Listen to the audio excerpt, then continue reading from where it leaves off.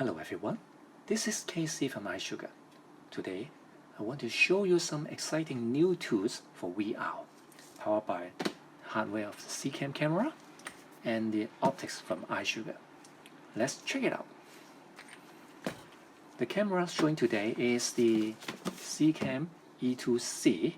C means consumer edition of the E2.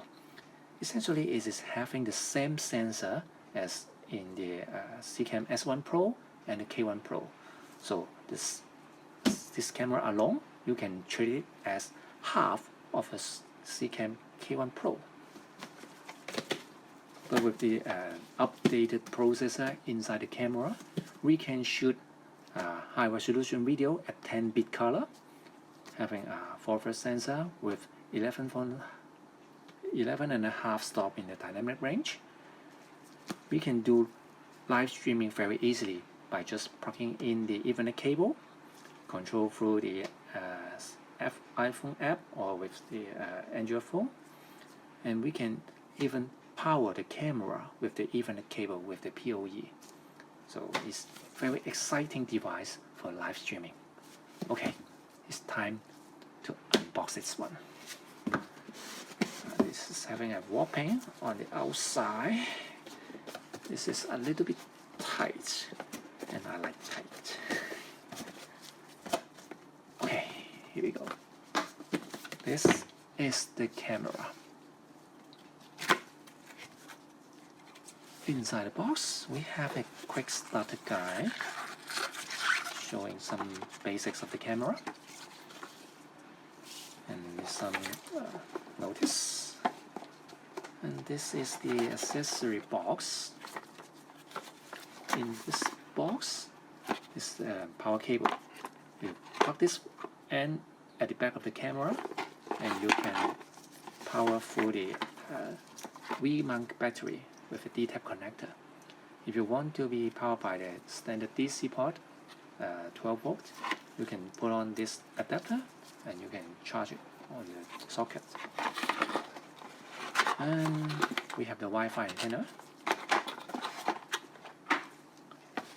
The main dish is here, the camera. Let's take this out carefully. Okay, this is the camera. The size is basically a smaller brother of the standard E2. It is shorter and lighter. This time, we can record a video with the SD card, or if you want, you can use SSD by connecting to the USB port at the back. And you can have 4K preview through the HDMI, and you can do live streaming or power the camera with the Ethernet cable. And this is the Wi-Fi port, and this is for the power port. And for the battery, the E2C, it is using the Canon battery, the E6. You can just plug it in and the battery may last for 45 minutes. Okay, it's time to turn this thing into a VR device. And this is the lens made by us, the iZugar MKX200, the lens for the K2 Pro. This is the sensor.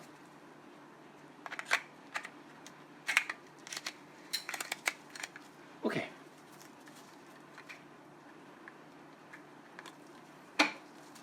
If we upgrade the 1:1 ratio video mode, we can do exactly the same as the K1 Pro with the upgraded version with the new lenses. We can make 7K resolution for the VR 180 in mono. But for this particular setup, you can just plug in the Ethernet cable at the back, and you can just stream the circular fisheye image to the network. And some new player, they can do the unwarping on the fly on the client side. So the audience, they will see a very crispy, very immersive video in a very robust and stable solution.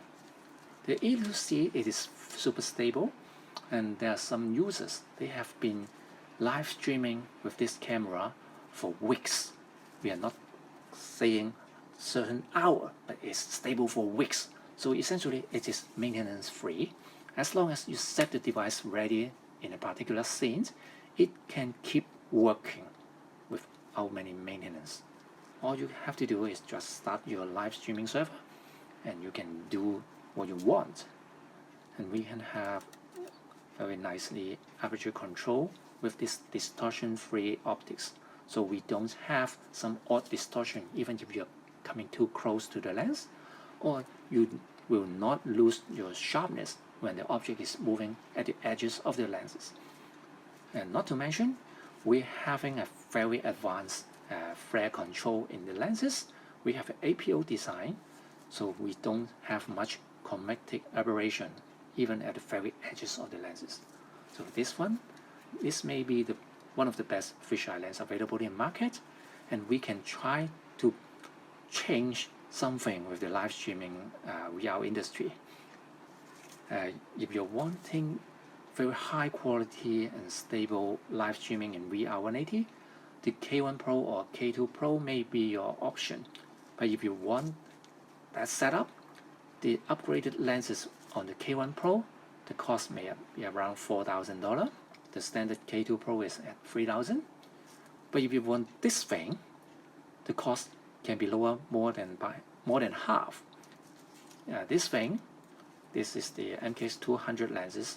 If you want the standard MKX22 on the E2C, the overall cost may be just 1,000 something. So the cost-wise can be much more affordable.